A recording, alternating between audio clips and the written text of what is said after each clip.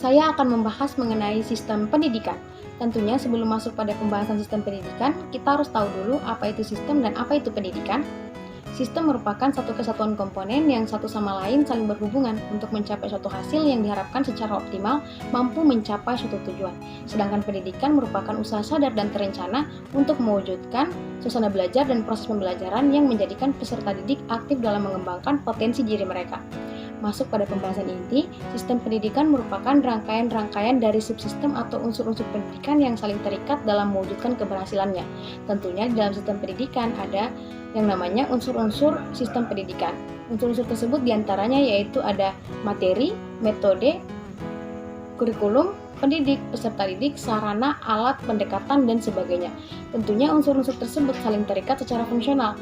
Apabila salah satu unsur dari sistem pendidikan itu ada yang tidak tercapai keberhasilannya, maka hal tersebut akan berakibat pada kegagalan pencapaian tujuan pendidikan nasional. Bicara mengenai tujuan dari sistem pendidikan sendiri yaitu untuk meningkatkan potensi individu atau peserta didik baik dalam aspek intelektual, moral, sosial, budaya, ekonomi, dan sebagainya. Tujuan utama lainnya yaitu tentunya untuk membentuk karakter dan nilai-nilai yang positif bagi peserta didik, serta di dalam sistem pendidikan peserta didik akan diberikan pengetahuan, keterampilan, nilai-nilai, dan sikap yang tentunya sangat dibutuhkan untuk menghadapi masa yang akan datang sehingga mereka menjadi pribadi yang produktif, bermartabat, dan bertanggung jawab.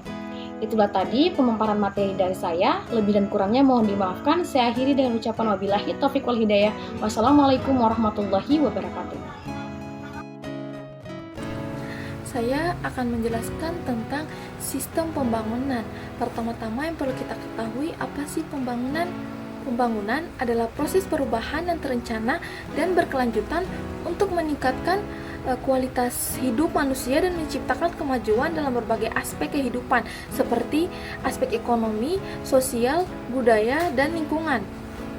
Pembangunan bertujuan untuk mencapai kesejahteraan yang lebih baik bagi masyarakat dengan memperbaiki kondisi kehidupan melalui peningkatan kualitas sumber daya manusia, infrastruktur pendidikan, kesehatan, serta keadilan sosial. Menurut Todaro tahun 2000, Todaro berpendapat bahwa sistem pembangunan adalah serangkaian langkah yang terorganisir dan terencana untuk mencapai tujuan pembangunan yang lebih luas, termasuk perubahan ekonomi, sosial, dan politik dalam suatu negara. Secara umum, pembangunan bertujuan untuk menciptakan suatu kondisi yang lebih baik bagi seluruh lapisan masyarakat, mengurangi kemiskinan, ketimpangan sosial, dan meningkatkan kualitas hidup yang lebih adil dan sejahtera. Tujuan sistem pembangunan itu ada 5. Yang pertama, pencapaian pertumbuhan ekonomi yang stabil dan berkelanjutan. Yang kedua, pemerataan pembangunan dan kesejahteraan sosial. Yang ketiga, peningkatan kualitas sumber daya manusia. Yang keempat, pembangunan infrastruktur yang memadai. Dan yang terakhir, yang kelima, peningkatan ketahanan sosial dan lingkungan. Saya akan menjelaskan hubungan antara pendidikan dan pembangunan.